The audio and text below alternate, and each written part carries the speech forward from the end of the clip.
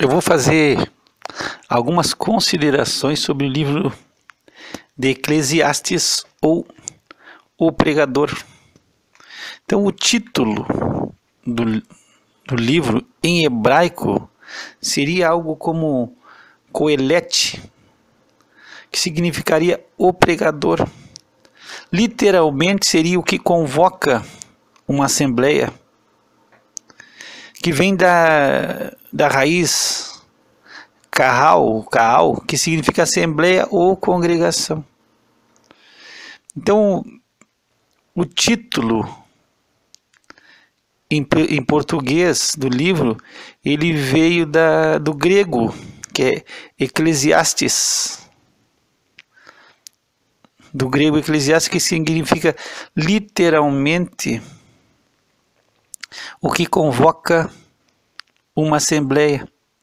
Então, Eclesiastes veio da Septuaginta, do Antigo Testamento grego.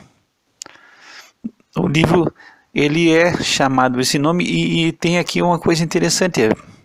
Eclésia é igreja é assembleia. Então, a raiz dessa palavra do grego seria igreja, porque igreja é uma assembleia, ou são aqueles chamados para fora.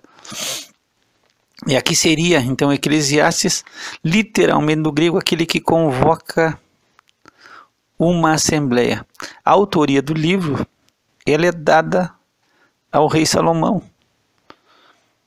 E se entende, se diz que, embora que possa ser contestada essa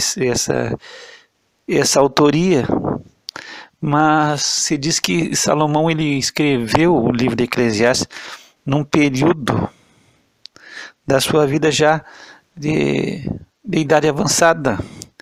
E a gente vê um pouco, olhando assim rapidamente, vê um pouco de ceticismo, de descontentamento, muitas vezes de não ver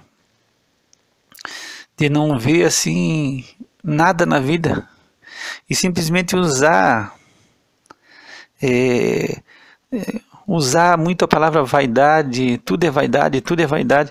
Então o livro de Eclesiastes, ele vem assim, ele vai buscando, quem sabe Salomão está tentando buscar aqui o sentido da vida. Ele busca o sentido da vida. Então ele vai tratar se a vida vale a pena ser vivida ou se não passa de uma existência sem sentido, que acaba em futilidade. Tudo que nós estamos buscando é fútil. Nós estamos fazendo as coisas simplesmente sem sentido nenhum. Então o Salomão se declara o pregador, ele investiga a fundo o que torna a vida digna de ser vivida. Então é isso que ele está buscando, e ele buscou no trabalho, buscou no amor, buscou no vinho, na bebida, nos prazeres, na luxúria, para descobrir o sentido da vida. Mas tu vai ver que ele realmente no final, no capítulo 12, ele vai ver que tudo o que faz sentido é tu ter um relacionamento íntimo com Deus, é temer a Deus e obedecer os mandamentos. Ele diz de tudo que tu pode ouvir, isso é o principal. Então, embora que pareça às vezes aos nossos olhos que ele está sendo bastante cético, ele chega ao final e ele conclui o livro com um tom positivo. E porque ele observa que o principal, o supremo da vida é tu ter um encontro correto com Deus. Então, nós sabemos que a gente busca, o homem está sempre buscando, porque ele vai mostrar que Deus colocou o mundo, a eternidade, em algumas versões, a eternidade dentro de nós. Mas nós temos esse desejo, e o homem é um ser essencialmente religioso. Não tem uma nação, não tem um lugar onde tu não vai ver que o homem não esteja crendo, ou existe uma necessidade de crer em algo superior que esteja acima dele. E tu vai pegar no capítulo 3 de Eclesiastes, dependendo da tua versão, mas na versão revisada e atualizada, revista atualizada, diz no versículo 3, no capítulo 3, no versículo 11, que ele também pôs a eternidade no coração do homem. Então, o homem, ele busca, e ele tem essa busca constante na sua vida de Deus. Então existe eternidade dentro do nosso coração. Então o propósito do livro de Eclesiastes é entender o sentido da vida. E embora que em alguns momentos a gente vê um ceticismo na parte de Salomão, e ele está, quem sabe até mesmo assim, uma existência vazia, ele reconhece, e ele termina o livro com chave de ouro dizendo o propósito supremo da vida humana. Mas fora tudo isso aí, tu vai encontrar coisas tremendas no livro. Então, tem coisas aqui que eu gravo para mim. Tem um versículo no capítulo 8, que é o 11, que para mim é uma chave da nossa existência. E eu gosto muito desse versículo, eu falo muito dele, porque diz assim: porquanto não se executa logo o juízo sobre a má obra, por isso o coração dos filhos dos homens está inteiramente disposto para fazer o mal. Então, Salomão colocou essa situação. Deus é um Deus de misericórdia. E ele não executa logo o juízo automaticamente na nossa vida, porque ele espera que nós possamos voltar e nos arrepender e nos converter. Só que a interpretação do homem é que não vai acontecer nada. Então aqui tem uma palavra profundíssima, é uma chave. Eu gosto muito desse versículo, eu amo esse versículo, porque as pessoas acham que vão fazer as coisas e que não vai acontecer nada. Mas não se entende que não se executa logo o juízo, e Deus sempre nos espera, porque Deus é um Deus cheio de misericórdia. E Ele está sempre nos dando tempo para que nós venhamos a nos arrepender. Mas o entendimento nosso humano é que não vai acontecer nada, e nós continuamos com o nosso coração disposto a fazer o mal, porque a gente acha que não vai dar nada. Só que vai dar. Deus vai nos chamar a conta de tudo que nós vamos dizer. Perdão, qualquer palavra ociosa que o homem falar, ele vai dar conta diante de Deus. Então Deus está sempre nos chamando ao arrependimento. Jesus disse que nós temos que nos acertar com o nosso adversário enquanto nós estamos pelo caminho. Então, enquanto nós estamos caminhando nessa vida, nós temos que fazer o nosso acerto e corrigir a nossa vida, para que nós não vamos ser entregues ao juiz, e o juiz nos condene e a gente vai ser colocado na prisão. Agora, o entendimento humano é que eu posso fazer e não vai dar nada. Então tem coisas no livro de Eclesiastes que, se tu parar e meditar, são coisas tremendamente profundas, e tu vai ver que foi uma reflexão tremenda que Salomão fez.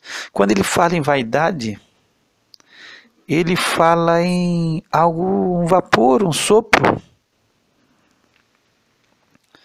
Literalmente é um vapor, quer dizer, vaidade é uma coisa assim, uma palavra usada no sentido figurado, para definir aquilo que não tem substância, que é transitório, não tem substância naquilo, é algo vazio, é um vapor.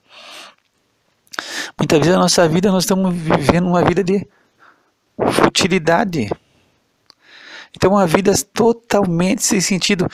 E ele fala muito sobre o debaixo do sol, quer dizer, debaixo do sol as coisas não mudam. Mas nós temos que colocar os nossos olhos acima do sol. O nosso coração tem que estar no trono, é no céu. Então, debaixo do sol, as coisas não vão mudar. As coisas se sucedem e ele vai dizendo, não sucedem sempre as mesmas coisas. E ele vai mostrando a experiência dele. E tudo é canseira, ele fala, é canseira, é enfado, mas é debaixo do sol. E nós temos que olhar acima do sol. Não é a esse mundo, mas nós temos que colocar os nossos olhos em Cristo, o nosso Senhor que está sentado à destra de Deus Todo-Poderoso. Então, existe profundidade grandíssima. E ele vai ver, e se tu puder ler e parar e marcar, porque tu vai ver que ele está buscando de todo jeito e ele vai vendo que a vaidade na sabedoria vai dar no trabalho, vaidade em todas as coisas. Também ele vai mostrar que tudo tem tempo, que Deus tudo determinou, Deus controla todas as coisas, tem tempo determinado para acontecer todas as coisas. Então, tudo tem seu tempo segundo a determinação de Deus. Então, existe tempo para todas as coisas, e isso é muito importante. Então, tu vai destrinchando o livro e tu vai vendo que tem coisas que são tremendas.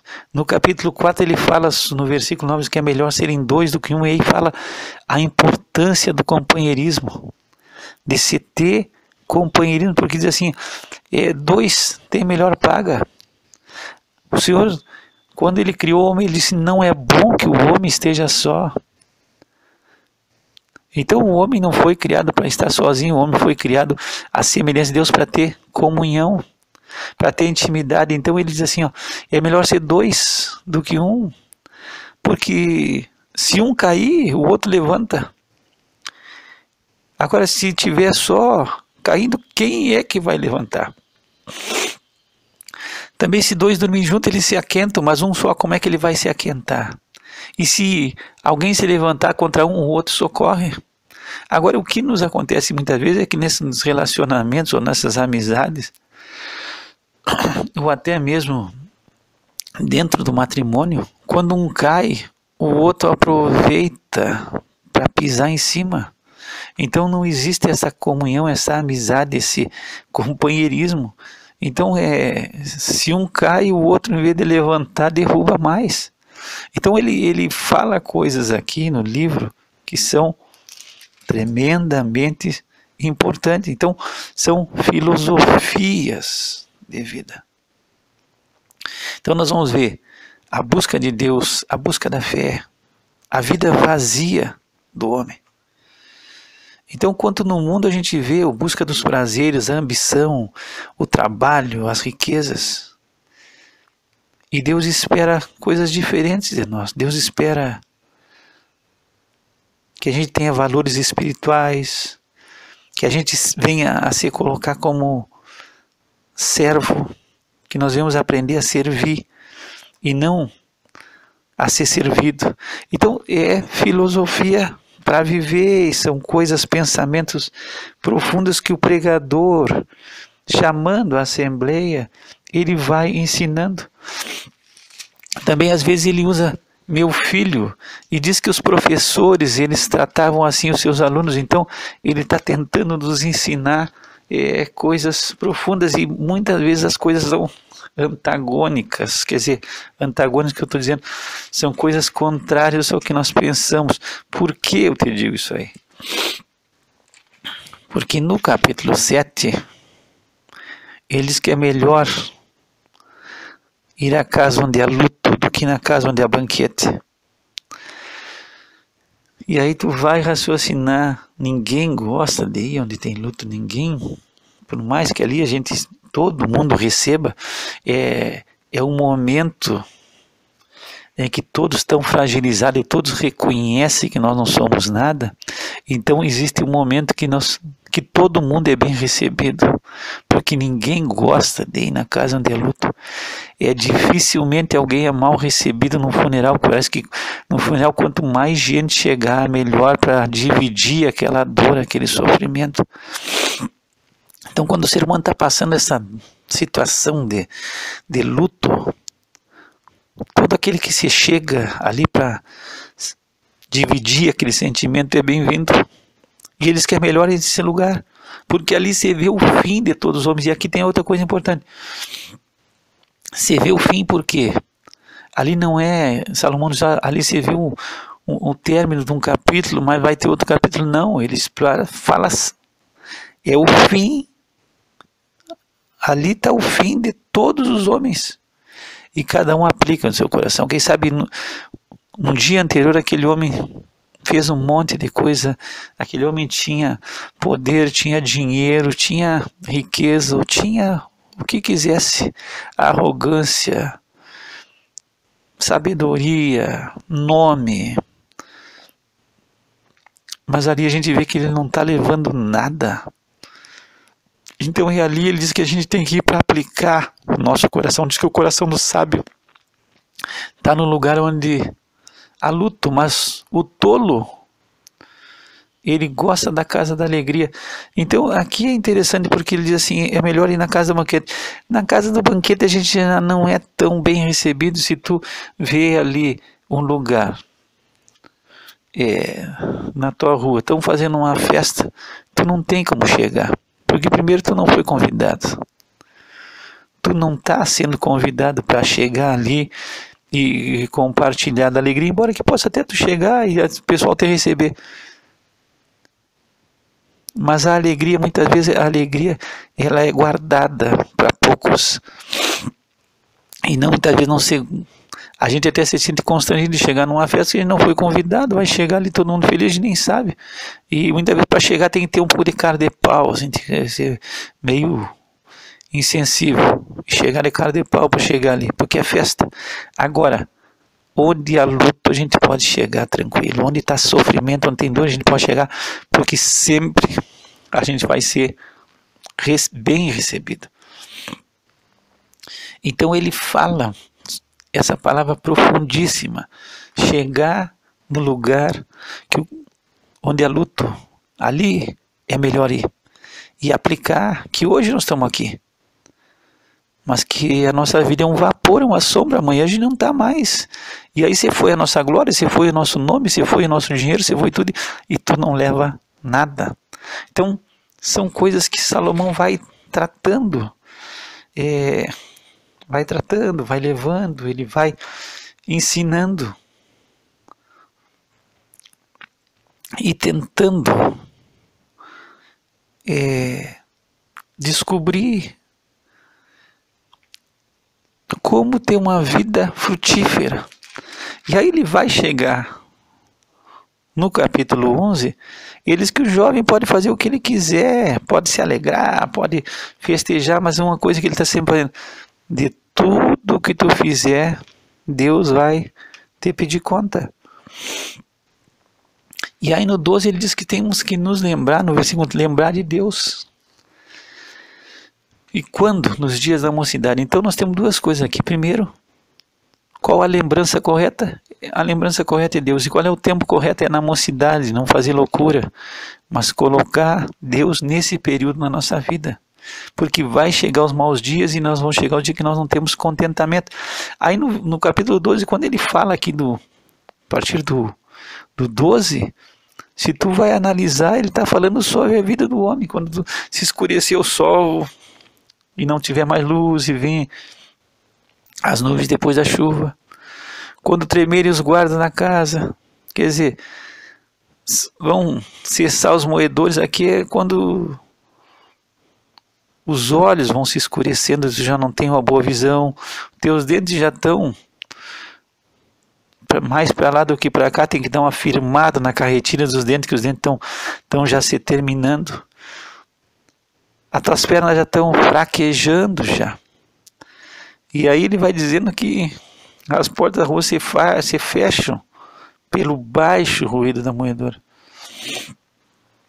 E aí ele vai chegando ao homem dizendo que esse cordão de prata do versículo 6 é a vida. Vai se romper, vai se quebrar o copo de ouro. O cântaro vai se destruir e aí o pó volta à terra. Então ele está falando aqui sobre o tempo do final da nossa vida. E é interessante aqui no 12, no final, ele diz assim, ó, de tudo, o final de tudo é temer a Deus e guardar os mandamentos, porque isso é o dever de todo homem. Então ele termina o livro com um final, chave de ouro. Ele diz, ó, o fim de tudo é isso, é temer a Deus e guardar os seus mandamentos, porque isso é o dever de todo homem. E aí ele faz uma exortação, a demonstração no 14, porque Deus há de trazer a juízo toda a obra, e até tudo que está encoberto, quer seja bom, quer seja mal. Então, olha o que Salomão está dizendo, Deus vai trazer toda a obra, tudo vai ser descoberto, tudo vai ser trazido à tona, coisas boas e coisas ruins. Então Deus vai nos trazer a juízo e nós temos que ter muito temor de Deus. Esse Deus é que julga todos. O homem não gosta disso aí, o homem não quer prestar conta, o homem não gosta de prestar conta para ninguém. O homem quer fazer ele próprio os seus estándares, os seus estatutos, os seus padrão. Ele quer montar um padrão de vida e pronto. Se ele acha, não, eu não estou fazendo mal para ninguém, então eu posso fazer isso. E ele acha que ele que faz as regras quem faz é Deus, não é o homem. Então existe muita coisa que a gente escuta, não, se eu não estou fazendo mal para ninguém, eu posso fazer isso. Eu não estou prejudicando ninguém, mas não é eu que faço as regras. As regras são de Deus, é Ele o autor da vida. Mas o homem quer fazer as suas regras e aí pronto, eu faço e acontece e não tem conversa. Então são coisas que nós temos que analisar. Então você pode fazer, desde que eu não estou machucando ninguém, eu posso viver a vida louca que eu quiser, desde que seja a minha vida e eu não prejudique ninguém. Não, não é assim. As coisas não são desse jeito. Então, Deus vai trazer juízo. Isso aí traz para o homem ira. Porque o homem quer fazer o que lhe dá na gana, o que lhe dá na cabeça e pronto. Então nós vamos aprender. Eu espero que tu desfrute e que tu leia, que tu medite nas verdades que o pregador te traz ao teu coração. Pai, nós te damos graça. Porque Salomão, embora toda o seu examinar da vida louca que às vezes ele viveu para descobrir o sentido da vida, buscando prazeres, buscando bebida, buscando fazer trabalhos, ele termina dizendo que o fim de tudo é temer a Ti, temer ao Senhor e guardar os Teus mandamentos. E ele dá, Senhor, um conselho, uma advertência que tudo vai ser trazido à luz. Que nós possamos viver de tal maneira, Senhor, que Te agrade, que Te glorifique e que a nossa vida esteja direcionada a Ti. Em nome de Jesus. Que o Senhor te abençoe e te guarde. Que o Senhor faça resplandecer sobre ti o seu rosto e tenha misericórdia. Que o Senhor levante o rosto sobre ti e te dê a paz. Graça e paz da Pai Deus nosso Pai e do Senhor Jesus Cristo.